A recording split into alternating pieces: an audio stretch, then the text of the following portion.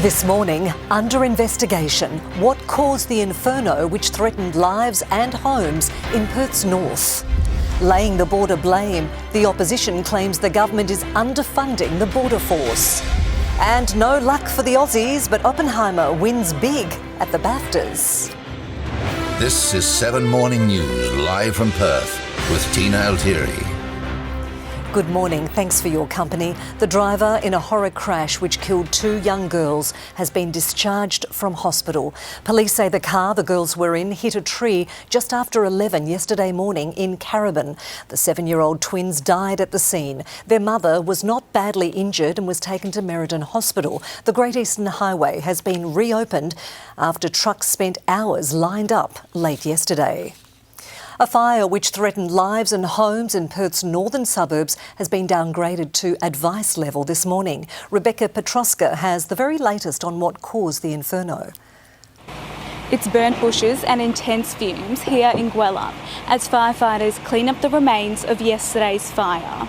The blaze ripped through this popular park, burning dangerously close to homes nearby. Authorities say the fire was allegedly caused by a bird flying into a power pole. Residents are today left shaken. It came in really quickly. I was making dinner just before 6. My husband was bathing our kids upstairs, and within seconds it just came right up to the fence. We didn't even know it was happening until somebody came banging on our door telling us to get out. You know, you've got seconds to pick your family up and get out the door and make sure everyone's safe. We just said, let's get out of here, shut down and go. And that's what we did. Within 3 minutes, took our passports and headed. Authorities managed to control the fire, sending support from the ground and even above. Luckily, no homes were destroyed, but today many are left to clean up the remains.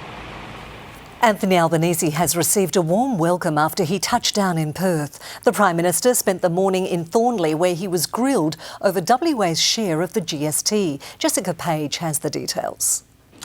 The Prime Minister's here to explain his government's shift on Stage 3 tax cuts, but that has cast doubt over other promises, including the pledge to guard WA's share of the GST that remains a target of East Coast premiers and economists. So today, to appease the doubters, Anthony Albanese took out his pen and signed the West Australian's front page pledge not to touch WA's fair share. Then he went one better, signing its reporter's arm and urging him to commit his skin to the state's cause.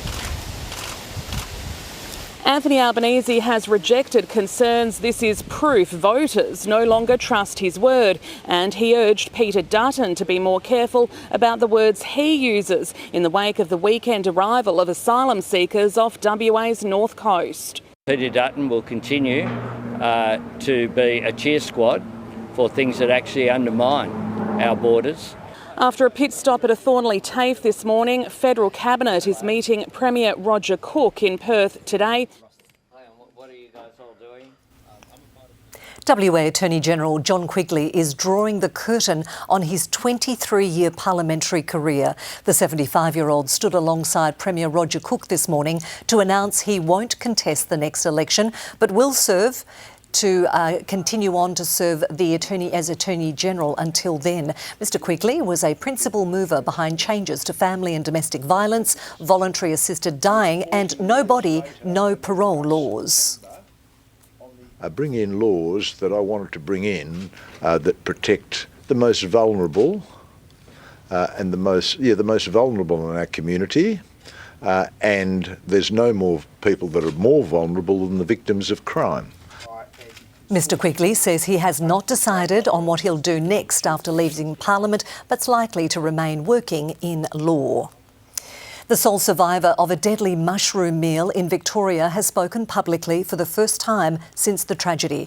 Pastor Ian Wilkinson addressed his congregation, paying tribute to his loved ones who died. Tegan Doling reports. Pastor Ian Wilkinson spoke at a church service 6 months after he was left fighting for his life.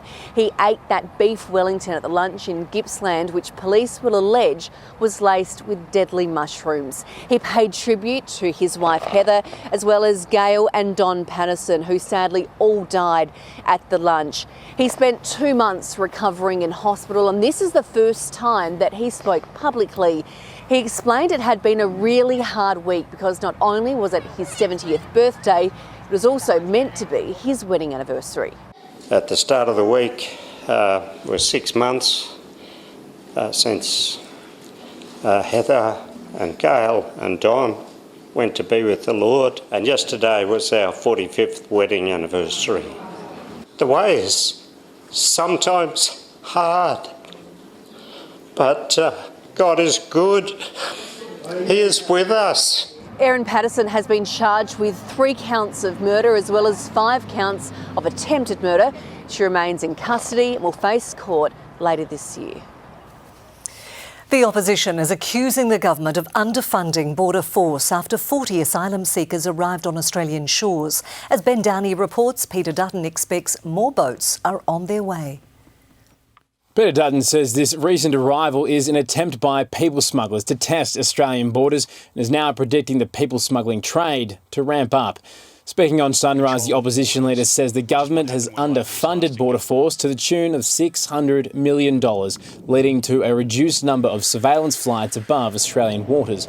But it's comments like this from Peter Dutton the government says actively undermines our border security, accusing the opposition of trying to weaken our borders for its own political gain. It's not actually underfunding either. Instead, the money is a contingency Border Force can dip into during an emergency, the kind that simply hasn't occurred in the past few years, so the money has been returned to the budget bottom line. Even though the 40 asylum seekers have now been flown directly to Nauru from Western Australia for offshore processing, it hasn't stopped the talk of people smuggling trade restarting. Well, those asylum seekers were straight on a plane to Nauru, and the only person who would be helping the people smugglers right now is Peter Dutton. He could be running their advertising campaign. Well, nobody's politicising the issue. I think we're pointing out the fact that the government is making significant errors here. In response to this, the Border Force commander says nothing has changed and warned critics that any alternative narrative will be exploited by people smugglers. Dozens of people detained at events that were paying tribute to the late Russian opposition leader Alexei Navalny have now been sentenced by Russian courts. In St Petersburg alone, 154 people were given jail time of up to 14 days for violating strict anti-protest laws. There are reports that the body of the Kremlin critic has now been found in a hospital morgue in the Arctic. It's claimed the body was discovered with signs of bruising.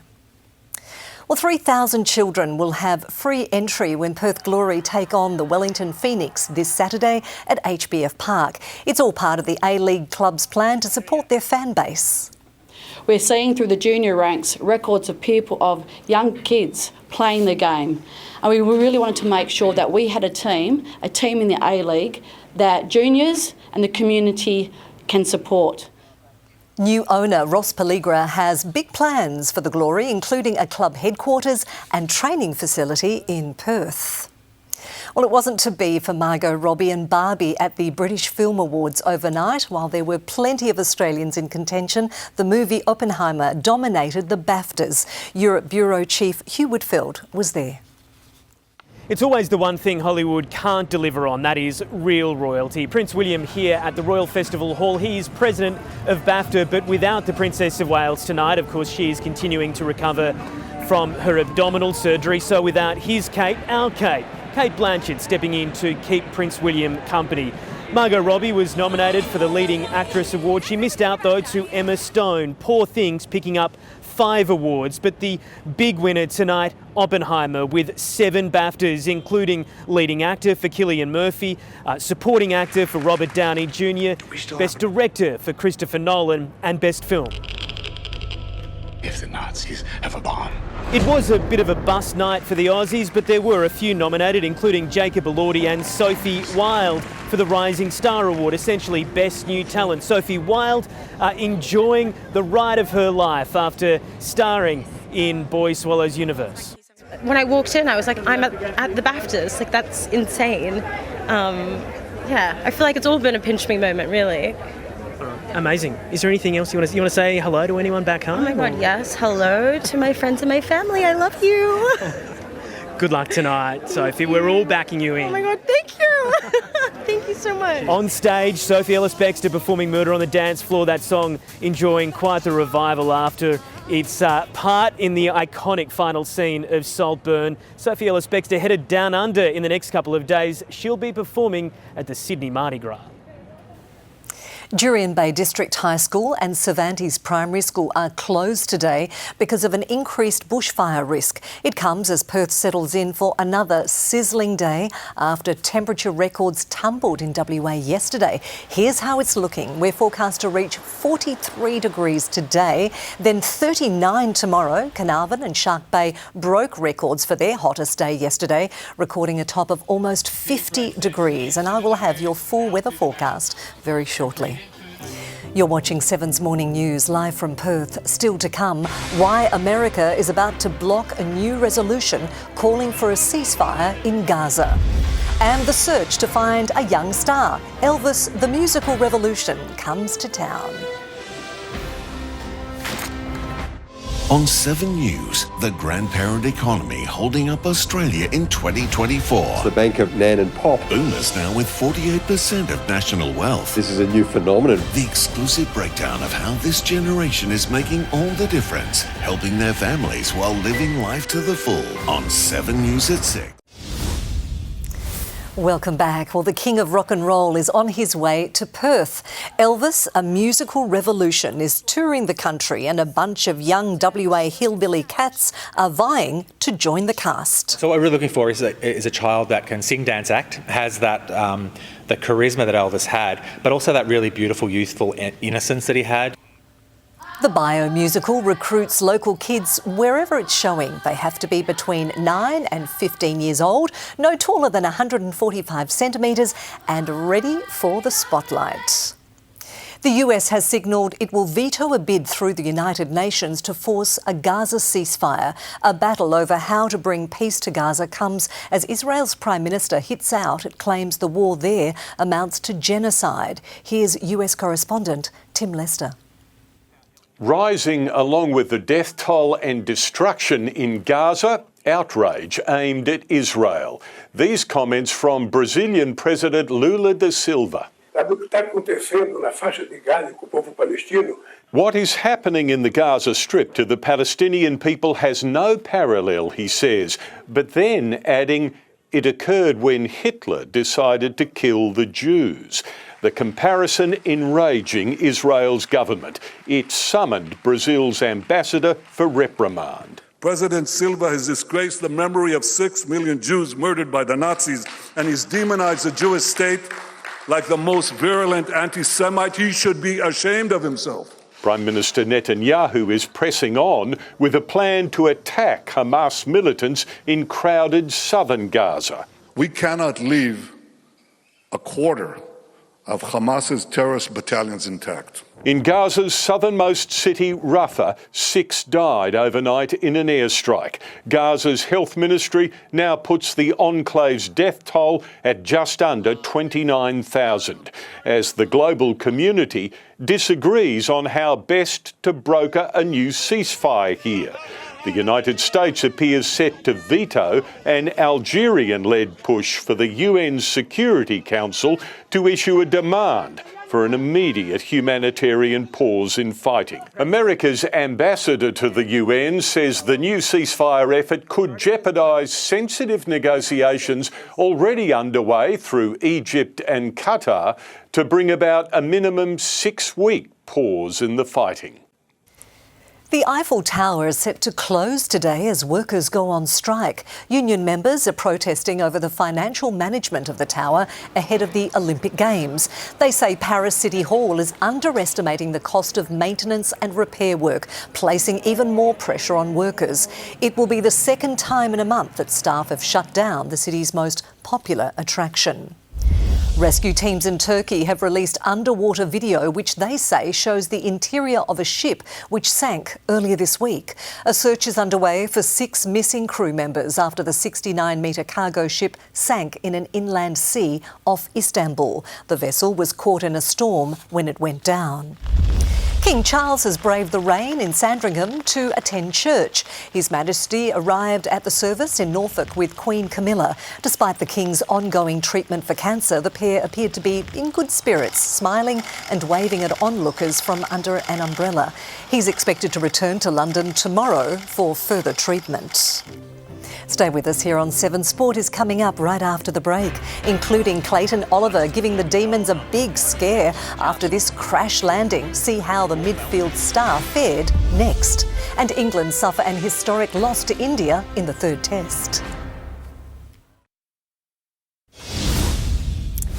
Welcome back. Demon star Clayton Oliver is pressing his case for a spot in the opening round of the AFL. After a troubled off-season, the midfielder kicked an eye-catching goal playing in the reserves before an injury scare. Oliver hit the deck hard in a contest against Richmond in their first practice match. Hopefully this is just... We'll bring him up to speed as quickly as possible, but there's some other things that he's got to be able to tick off that the club will work really closely with him on. But for him, it's just been a bit about getting back out there and building some rapport with the players. A new-look Tigers forward line kicked 10 unanswered goals in positive signs for new coach Adam Uze. West Coast coach Adam Simpson says his squad has more injuries than the same time last year, but his players are better prepared and more durable. Youngster Clay Hall is the latest to be sidelined after hurting his ankle over the weekend. There's less than a month to go till round 1. Well, England's Bazball backfired badly in a historic Test defeat to India. Yazafi Aswal smashed 214 as India broke the record for most sixes in a Test. Then England totally catapulted with the bat. He's run the leg, they've given up, gone. He just gave up. Duck it. It's a run out. All out for 122, the 434-run margin is India's biggest Test victory. India lead the 5-match series 2-1. Perth Wildcats superstar Bryce Cotton should be crowned the NBL's best player tonight, taking home his 4th Andrew Gaze Trophy. Cotton is the league's best scorer, averaging 23.1 points per match, which included 6 games where he scored more than 30 points. Alex de Minaur will climb to a new career high, ranking as world number 9 after a straight tight sets win to Yannick Sinner in the ATP Rotterdam final. It's a jaw-dropping exchange. The Australian Open champion has 7 wins over the Demon. I'll have all of your weather details next on 7's Morning News. See you right after the break. Let's check your weather details now. It's already 38 degrees in our city. We're expecting a sweltering top of 43 today. Looking at the forecast for our suburbs, a scorching 45 in Midland, a little cooler but still hot for Scarborough and Fremantle, reaching 39 degrees in Baldivis and Mandurah. Taking a look at the rest of the week, well, hot again tomorrow. We're expecting 39 degrees. There should be a big drop on Wednesday, 28 the top, but it won't last long. Blue skies and 36 degrees on Friday, 34 on Saturday, and a warm 33 degrees to round out our weekend. And that is 7's Morning News for this Monday. Thanks so much for your company. Stay with us. We'll have the very latest updates right across the afternoon and, of course, in our main bulletins. I'm Tina Altieri. Enjoy the rest of your day.